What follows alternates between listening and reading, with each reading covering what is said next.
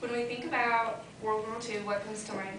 Do we think about the famous speech from President Roosevelt stating that December 7th, 1941 was a day that will live in infamy? Do we think about Pearl Harbor, the movie that we've all seen? Or do we think about how the people's lives that lived through it, how they were changed, and all the soldiers that we lost in the war? Whatever thoughts go through your mind, I'm sure they're nothing like the ones of the people that actually lived through it. My grandmother, Betty Ann Tiffin, was one that lived through it, and she told me stories about how their lives changed and how the food rationing and the gasoline rationing all came about. She said she remembers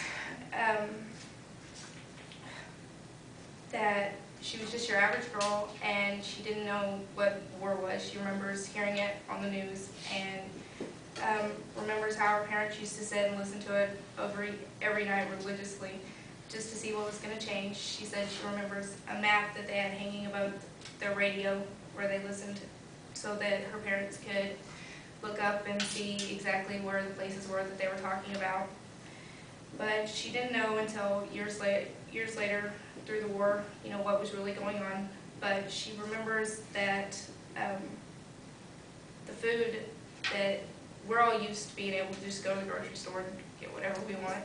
But she said that they actually had to have stickers and stamps, and that's the way that they were able to get food. And each person in the family, it went off how many were there, and they were sent up, and they could only get a certain amount of sugar. She said that her mom would save as much of their sugar as possible, just so that at Christmas time she could make candy and fudge and whatnot, so they would have something that they don't usually have.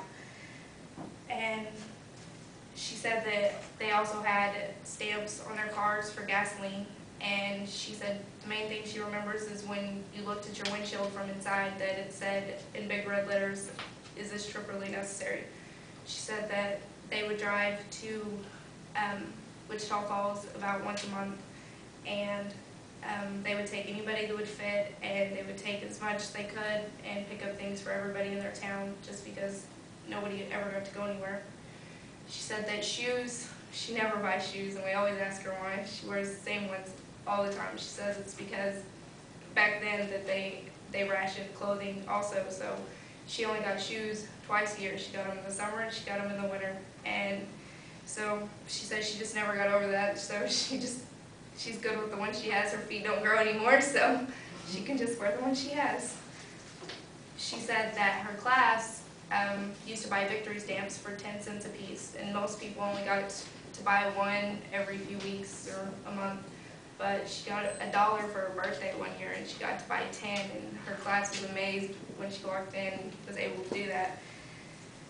And she said that it's kind of like 9/11. Everybody remembers where they were and what they were doing whenever the war ended. She said that she was outside and her mom came out. They were playing with her friends, and her mom told her the war was over, and she remembers dancing and jumping, and everybody was so excited. Her friends ran home to play with their family and celebrate.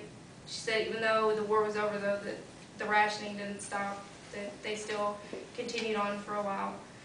But she says that it's changed the way that she lives because she obviously is used to not going we go through things so fast. We go through clothes. I'm sure we all have plenty of things in our closet that we've never worn.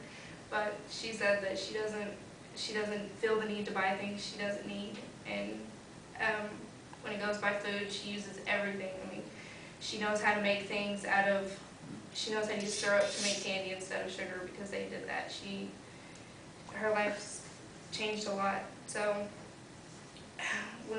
whenever we think that our life's hard, we need to remember the sacrifices that other people made back then whenever they didn't have the opportunities that we have now.